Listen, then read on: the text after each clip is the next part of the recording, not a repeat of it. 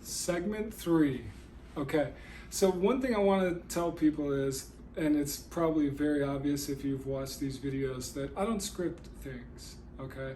I'm literally just taking the universal message and I'm putting it out, and I'm doing that because I'm working as a vehicle for something much greater than us, as someone who is putting out information that can possibly help another person. That's it. That's all this is. And if I say a lot, or I have to think in between my sentences, let it be, right? I mean, life shouldn't be so scripted that, our ass hurts, okay? We should go with the flow. And so I'm just flowing info. And what I want to flow right now is I want to flow some of the tools I use to take the edge off and to be able to spend time abstaining from alcohol, drugs, and all toxins, really. I want to say that I've removed a lot of toxins, so let me try to list some of them. I removed alcohol, I removed cannabis. I've been monitoring what I watch, what kind of movies. I've been minimizing my news, absolutely. I've been watching who I hang out with, who I'm having conversations with, what music I'm listening to, I mean, everything, so that it's really a total package of cleaning up, okay? And so what I did, I alluded to a few things in segment 2, but what I did at first, so I prepared to do this, right? So I didn't just have a wild weekend and then I woke up on Monday and I was like, I'm never drinking again. We've all done that, and that usually lasts about 3 or 4 days, maybe the whole week, but you know how it goes. But so I didn't do it just like that. I didn't even have a weekend like that to kick this off. I planned this. And so the first thing I did was made it so that I don't work for other people right now, so I didn't have to take a week off from my job. If I had a job like that, I would. So I would take the week off from work as a first step for anyone, because you're going to be grouchy, okay? And I was really grouchy. I'm not kidding. So yeah, it's one of those, and you just want to set yourself up for success in every way. So the first thing I do is set up a situation where I can pull myself out of society, right, as much as possible, and even like stock up on my groceries, so I don't have to go to the store, and drive, and then some tool cuts me off, and now I'm in a flip-off war with him out there. I mean, I really thought this stuff through. And so stock up on the groceries, pull myself out of society, stock up on the groceries. I got a fresh journal, okay? I'm really, really big on journaling, and I learned that in that rehab when I was 19, right? And I also learned it from one of the most profound people that has ever passed through my life, and unfortunately we lost him last year. My Uncle Al was just an amazing guy, and when I was around 17 and a half or so, and I first moved to San Diego, between him and my Aunt Connie, his sister, my mom's brother and sister, they just started handing me books, and they really started me on a journey of healing and getting more spiritual and more in control of my life and a grip on my life purpose. And journaling has been a huge part of that. So I stock up the groceries, I get the journal out. Another thing I like is hot baths, right? So I got the bathtub all cleaned up and ready to go. I got some candlelight, okay? Meditation. Now, I'm not a good meditator. I'm just gonna be honest, I'm not a good meditator. I'll sit there for a whole 35 seconds before I'm thinking, I gotta pay the light bill. We're all like that. Doesn't matter. Just try to spend 10 minutes not thinking as much as possible. When the thoughts start to roll in, push them out and get recentered. You know, some people have like a meditation, what's that, pendulum, and the certain musics and stuff like that. You know, there's a lot of ways to do it, but I think meditation is really, really key. And man, if you can even do like 1 minute several times a day, I don't know, I just feel refreshed and I feel a little bit relaxed. I really do feel like it works. Water. So drinking tons of water, because I'm used to doing this a lot, especially at night. So I need to figure out like, okay, kind of my body wants to take that action. So I like water, but I also like to mix some electrolytes in it. So I'll, you know, put a couple shots of Gatorade in there and into my Yeti, and I'll have cold water a lot. And if you are someone who's been really heavy into alcohol, your system is going to go through a real freak out with sugar, in terms of sugar, because you're used to getting a lot of sugar. And so you're going to have insane cravings. And that's not a time, in my opinion, to be worried about if you're going to gain an extra pound or something. Just eat some candy bars. I mean, eat some, I don't know what you like, gummy bears, Skittles, I don't know. I like Reese's peanut butter cups and Snickers. But you gotta get some sugar, and maybe if you want to do it the right way, use pasta and rice. I don't know, but your body's gonna crave that, and that can cause grouchiness. So you're drinking a lot of liquids, you're getting a little extra sugar, but nutrition as well. You know, because you're trying to clear chemicals out of your brain, out of your cells. And so, you know, using good quality foods. I mean, I'm a big, good fats kind of guy. Eat a lot of high quality protein. You know, gut health, right? So eating probiotics and, you know, maybe some kombucha every day.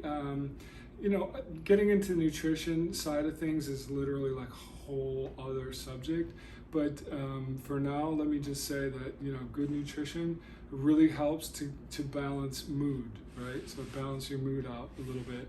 And so book, okay? And I don't mean just the phone, because I do a lot of reading on my phone, but it doesn't take me long to go into Instagram or into my favorite news app, you know, along with my Kindle, right? So just put that stuff aside and actually like hold a book. And I just feel, for me, maybe this is my age group, you know, coming out, but there's just something about holding the book, right? There's just something about the smell. There's something about being able to underline some things, maybe you know, put a little ear on the page of a good idea, you know, things like that. So I love, and then there's a sense of accomplishment in finishing the book, right? So there you are in the last chapter, and you're like, God, I don't want this book to ever end.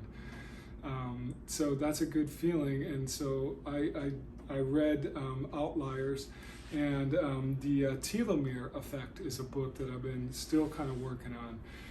And then, you know, I follow some spiritual guides through YouTube, but also I follow some career type people, right? Some motivators in terms of my social media, and, you know, maximizing the algorithm and how to create things that go viral. And that's my world, and that's all my stuff. Gym, exercise, huge. Guys, it's huge. Okay, so again, getting back to the beginning of number 2 was where I talk about one of the downsides, which is, you know, not sleeping well at night at the beginning. There's nothing better than a jog before bed. And I don't mean the second before bed, but after dinner, let things settle for an hour, go for a light jog. But every day I'm in the gym, I do, even if it's 45 minutes, I'll go in, I'll hit it, and somehow that just relaxes me and helps me to sleep better at night. So it's really, really important. Another thing I do, like I said, I was monitoring all of my toxins. So I watch I love movies, okay? I watch what kind of movies I'm watching. Okay, because right now in our society, every movie is just laced with like violence, and I like those kind of movies. Don't get me wrong, but I don't want to take in too much of that when I'm just starting to take. If you're going to do a 30-day challenge, I want to say that for that 30 days, every movie should be like a comedy, right? Maybe a drama, maybe some sci-fi that doesn't include 700 people getting shot. Something to uplift your mentality, make the wheels spin a little bit. Documentaries are good for good new ideas. Again, there you are with your journal. Okay, you see what I'm saying? So it's not about just taking out the substance that is kind of built up on you a little bit. I don't want to go overboard here and say you have to be a full-blown addict or alcoholic to want to take a 30-day challenge. No, it's not that. It's not that at all. It's to the other degree, someone who just wants to take a little time off because they want to just let their body and mind sort of clear out, right? It's like just a detox. And that's fine, but when you're doing that, you want to maximize it, right? Because you're going to get this flow of information. Suddenly the universe is giving you all these things, and you're like, God is speaking to you.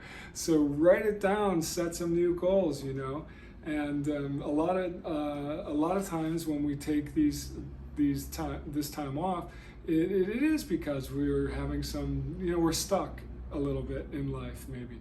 So we're looking for ways to kind of break out of a bad situation. Maybe it's the job you have, maybe it's the relationship you have, maybe. I mean, it could be who knows what. But you're going to start getting all these new ideas, and your self-esteem is going to be rising. Your confidence in your sense of being able to accomplish whatever you want is going to rise.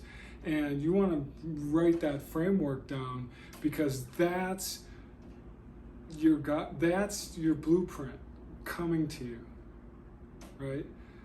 And in my opinion, well, just for me, that comes to me during periods of abstinence from chemicals. I get the message, and for me, that is really the biggest reason to do it. Okay, it's bigger than the physical, detox. It's that I get a whole new set of ideas for what I can do for the next phase of my life, and that's huge. That is huge. Imagine you're in your job, you've been doing this thing for how many years, and you're clicking along, and yeah, you're making good money, but somehow you just feel like, I don't know, is this it, but what else can I do, right? I know so many people at my age who've been doing the same thing for like 30 years, and they do it because it's comfortable, and of course they're working for their retirement and their pension. I mean, there's all these reasons, but at the same time, when they get off work, they don't know who they are off work, right? They don't have, like, I've always had other things. Like when I have a job, like I get off work and I'm learning Photoshop, or I'm learning like video editing, or I've got a photo shoot on Saturday where I'm, learning photography. I've always been that type. And so when you take a period of clearing out your mind from toxins, you're going to get a whole download on possibilities. And that is so valuable and so cool. And you start writing this out and you think, wow, I've always kind of wanted to do that, but God, I don't know, Think about it this way. It wouldn't come into your mind if it wasn't possible for you, okay? As smart as I think I am, I never ever thought about being a doctor. Never. It never crossed my mind to go to law school, okay? It just never came into my mind. The things that come into my mind, though, are things that are possible for me and inspiring to me, things I want to do. It's very interesting how it works, right? So I get these ideas. When I was in my early 20s, after having done some modeling jobs, I remember so many nights when I had just moved to LA thinking about walking Armani's runway.